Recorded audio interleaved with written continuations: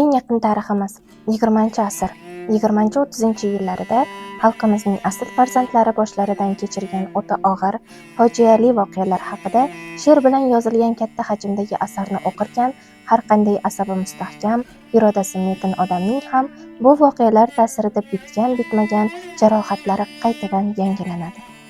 Qabohat saltanatini boshladingmi? Ha, endi boshladim. Qayerdan bildingiz? Chunki asarni o'qiganman va oxirgi paytda yozilgan eng katta she'riy romani aynan Sharifa Salimovaning Qabohat saltanati asari bo'ldi. Bilasam, o'qish jarayonida juda ham ta'sirlandim. Buni yig'lamasdan o'qimasdan iloji. Nargiz opa, kitobxonni shunchalik yig'latgan bo'lsa, bu asar muallifni o'zi yozish jarayonida qanaqa bardosh bergan ekan? Ijodkorning mahorati shunda ko'rinadi, Hulkarim. Meni e'tiborimni mundarajasi tortdi. Bir qator ayollarning ismlari keltirilgan ekan. Shunda bu kitob aynan mana shu insonlar haqida yozilgan?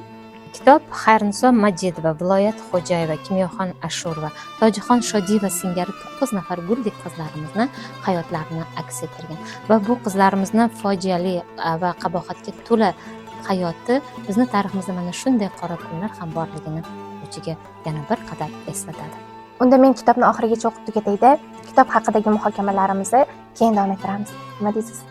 Albatta.